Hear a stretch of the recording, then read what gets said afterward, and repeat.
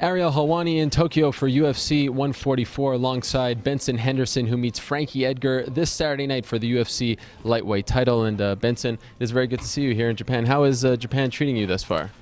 First of all, it's good to see you too, ARIEL. Thanks for having me on. Japan's awesome. I like Japan a lot. It's a pretty cool, pretty surreal experience. Headlining, fighting in Japan, main event for UFC. It's pretty cool. I dig it. Does it feel, obviously you're fighting for the title, but the fact that it's a Japanese card, that you're on these posters, and the posters are great, by the way, better than the last few. Does it feel a little more special that all this is happening for this main event fight for you? I guess you could say that. Not really like special though, but like it's cool. It's an honor to be the main event and to have that sort of prestige, I guess, behind being the main event. It's cool. I dig it. I definitely appreciate the fact. Right. I could be wrong, but I think that you're the first fighter in the UFC to go from fighting on Facebook to fighting for the title in the main event.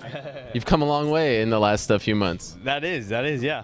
Facebook last fight and main event the next fight. It's pretty interesting. I want the stats on that. How are the people treating you here? Like, do you sense that there's a buzz for this event from the media, from fans? Have you had that sense? I know you came for a media event a couple of months ago, but what kind of sense do you get? I get a good feeling. I get a good sense from the fans, from the media, from the like walking the streets. The fans like, oh, fight off, are you fighting? Like, yeah, I am fighting. It's pretty cool.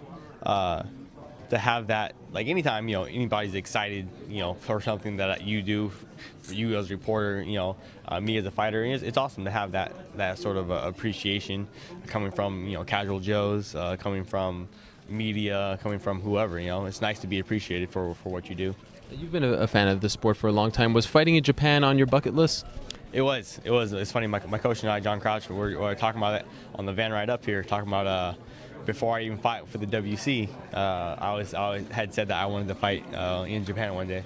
Are you drawing back to those feelings that you had as WC champion going into your title fights? Now that you're fighting for the title again, does this feel like, okay, I have a chance to right those wrongs? Especially, I know you've talked at length about the Anthony Pettis fight, but do you feel as though like this is your chance to make up for what happened, not this past December, but the December before that? Yeah. I guess I wouldn't say right the wrongs, because it is what it is. I wouldn't go back and change it. I learned from that. I grew as a person. I grew as a fighter. I became a better fighter for having that had happened to me. So I wouldn't necessarily say right the wrongs. I would say I did learn from that, and I am a better fighter for that. I will have a better, fight. I will better fight as fighting for a title, defending my title next couple times. I will be better in that because of the Pettis loss. And it's almost like that, even though it was a championship fight, but it almost prepared you for this moment. Like you got to go through it once, and now you could get to do it almost for real this time. Not to say that wasn't for real, but you know what I'm saying, right? Yeah, no, exactly. With the whole jitters of, oh, fighting for a title, gotta win, fight for a title, yada, yada, yada. Oh, well, guess what? I've been there before, so I experienced that, so it's not as big of a deal. How do you beat Frakie Edgar? I mean, Gray Maynard threw the kitchen sink at him, and he was able to withstand that. So how do you beat him? Keep throwing the kitchen sink at him. I'll throw it again and again and again. If you want me to hit you, for 25 straight minutes, I will hit you for 25 straight minutes. When we beat you up for 25 straight minutes, you have a great gym, you have a great cardio, a true heart of a champion, and you'll always fight back, always, keep fighting to get your hand raised. That's fine. That's cool by me. You want to, you want me to beat you up for 25 minutes? Let's do that. I'm okay doing that. What do you think are his biggest weaknesses? That's the one thing. I think Frakie has a great heart. He has a great chin. Can't say enough of the guy. He is a great champion. He beat the greatest lightweight champ of all time. He beat him twice. So you can't, not a whole lot bad to say about Frakie. But I will say in his past few fights, he does. Everyone kind of glosses over it, but he does leave openings. He leaves openings. Gray, had him, doing the funky chicken dance twice in both the fights. So because of that, we know he leaves openings. He lets me touch his chin. I will be able to finish. I will be able to capitalize and finish, off that.